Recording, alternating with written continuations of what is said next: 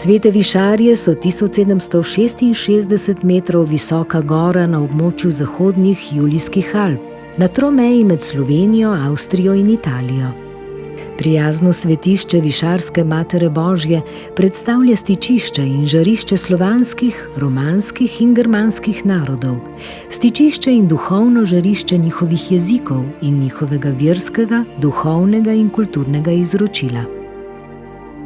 Slovensko prebivalstvo je na tem območju naseljeno že od leta 1106, o čemer pričajo stare listine o ustanovitvi slovenske pražupnije.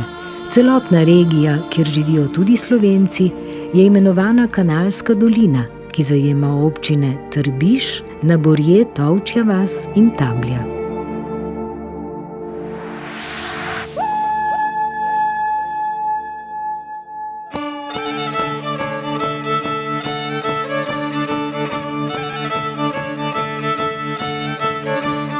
Nedaleč od Vidma, najpomembnejšega mesta v Furlaniji, se nahaja čudovita, čarobna dežela neokrnjene narave.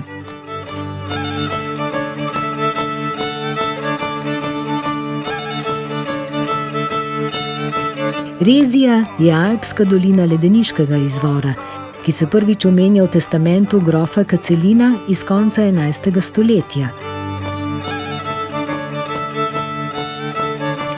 Rezijani predstavljajo vzhodnoalpske slovanske prebivalce Rezijanske doline, ki so zaradi geografske lege in orografske odrezanosti doline od preostale Slovenije razvili značilno rezijansko govorico in kulturo.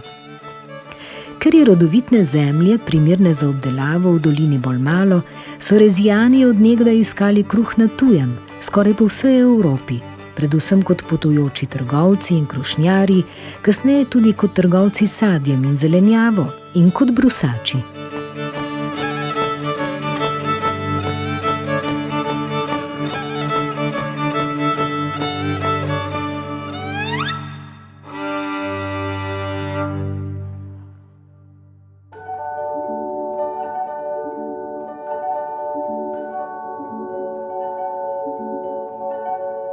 Središče beneških Slovencev je slikovito in starodavno mesto Čedat, katerega zgodovina sega že v železno dobo.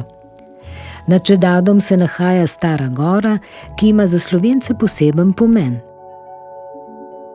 Na glavnem oltarju tega starodavnega svetišča kraljuje že od pradavnine stara slovenska Marija.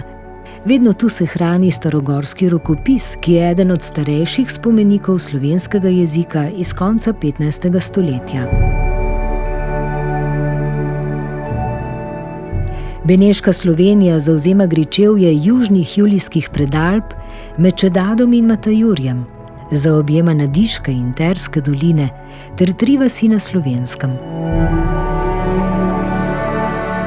Zgornja Terska dolina je gotovo ena najlepših in najbolj slikovitih dolin v Furlaniji. Na severu jo zapira veriga Mušcev, ki jo loči od doline Rezije.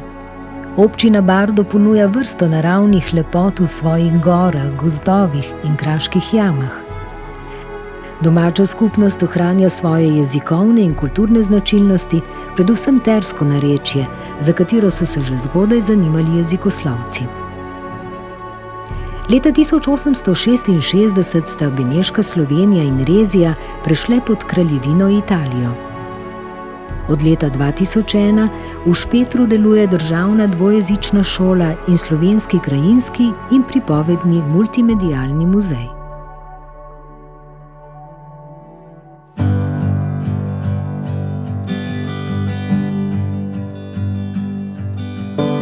Mesto Gorica je osrednji kraj Slovencev Goriške pokrajine.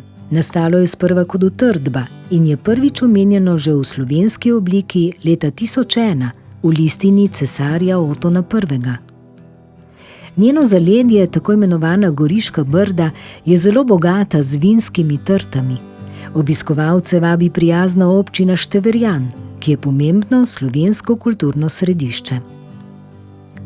Do leta 1918 je bila Gorica del Habsburške monarhije.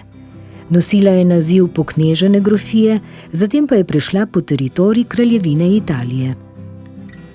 Po drugi svetovni vojni leta 1947 je Gorica pripadla Italiji in bila odrezana od svojega zaledja na severu in vzhodu. Poleg državnih šol s slovenskim učnim jezikom delujejo v Gorici številna slovenska kulturna in športna društva, glasbeni šoli, gledališče, knjižnica. Leta 2004 je Gorica doživela preporod, saj je ob vstopu Slovenije v Evropsko unijo končno padla meja med Slovenijo in Italijo. Skupni mestni trg Evrope je simbol somestja z Novo Gorico, pa tudi simbol evropskega združevanja in simbol odpravljanja razmejevanj. Mesti bosta leta 2025 postali evropski prestolnici kulture.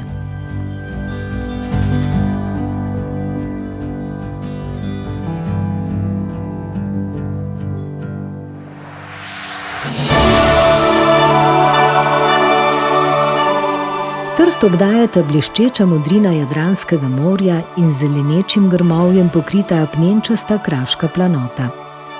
Mesto Trst, ki predstavlja osrednje gospodarsko, politično in kulturno središče avtonomne dežele Furlanije Julijske krajine, še danes kaže svoj srednjeevropski značaj in predstavlja jedro celotne slovenske narodne skupnosti v Italiji. V svoji skoraj 2000-letni zgodovini se je Trst večkrat preoblikoval. Največji razcvet je mesto doživelo v obdobju avstro-ogrske monarhije. Po uradnih statistikah ljudskega štetja iz leta 1910 je v Trstu in okolici živelo 266.614 Slovencev. Od leta 1830 do leta 1923 je prestol tržaško-koprske škofije zasedalo 8 slovenskih škofov. Slovenci so bili tedaj dobro politično organizirani in imeli lastne izvoljene predstavnike v takratnem deželnem zboru in v parlamentu na Dunaju. Po šolski reformi cesarice Marije Terezije leta 1774 je v teh krajih potekalo izobraževanje tudi v slovenskem jeziku. Uradno sporazumevanje z oblastmi pa je potekalo trojezično, v slovenskem, italijanskem in nemškem jeziku.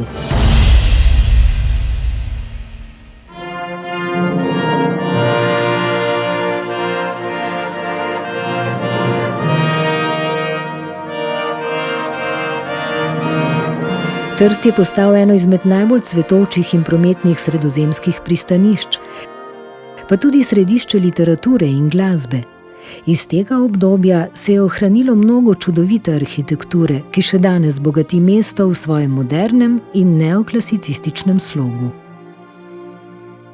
Eno izmed najprestižnejših del iz začetka 20. stoletja slovenskega arhitekta Maxa Fabianija je večnamenska palača Narodni dom, ki je veljal za osrednjo kulturno ustanovo tržaških Slovencev. Bil je pomemben simbol slovenske navzočnosti v Trstu in napredka slovenskega naroda. 13. julija 1920 so Narodni dom načrtno napadli fašistični skrajneži in ga požgali.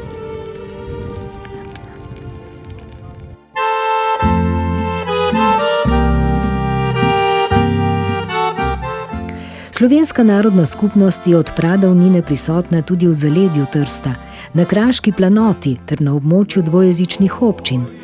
To so občine Dolina, Milje, Repentabor, Devin, Nabrežina in Zgonik. Na tem ozemlju obstajajo avtohtone slovenske katoliške župnije. Med najstarejše pražupnije sodi Dolinska prafara. Po katastrofi druge svetovne vojne so se obnovile slovenske šole.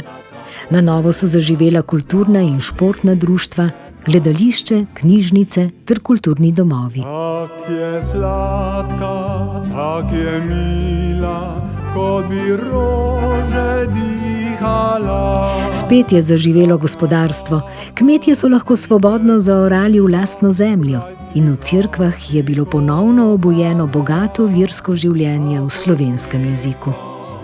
Slovenci so dobili lastno državno radijsko postajo in kasneje še slovenske televizijske programe Raj. V slovenske domove so spet prihajali slovenski časopisi in knjige. Slovenski predstavniki so ponovno vstopili v občinske in pokrajinske svete, v deželni svet in rimski parlament. Pred 20 leti je stopil v veljavo zaščitni zakon za Slovence. Čeprav ni še v celoti izpolnjen, je danes v Furlaniji Julijski krajini slovenska prisotnost vidna in upoštevana. 13. julija 2010 so se predsedniki Italije, Slovenije in Hrvaške zbrali v Trstu na zgodovinskem koncertu sprave, ki ga je vodil maestro Riccardo Muti. Skupaj so obiskali Narodni dom v Trstu. 13. julija leta 2020, ko se je začel postopek vrnitve Narodnega doma Slovenski narodni skupnosti, sta predsednika Republike Italije in Slovenije naredila simbolno spravno gesto na krajih spomina v Bazovici in obiskala Narodni dom.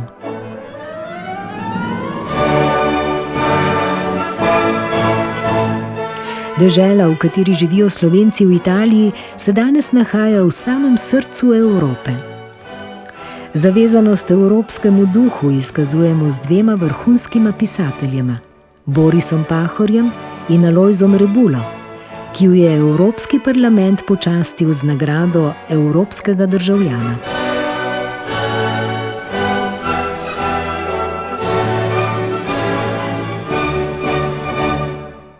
Svet slovenskih organizacij in Slovenska kulturno-gospodarska zveza sta krovni organizaciji Slovenske narodne skupnosti v Italiji. Od leta 1976 Svet slovenskih organizacij si prizadeva za razvoj slovenske manjšine v sodelovanju s Slovenijo ter zastopa interese svojih članov v širši manjšinski skupnosti. Svoje sedeže ima v Trstu, Gorici in Čedadu. Dobrodošli v Trst. Dobrodošli v Furlanijo Julijsko krajino. Dobrodošli med Slovence v Italiji.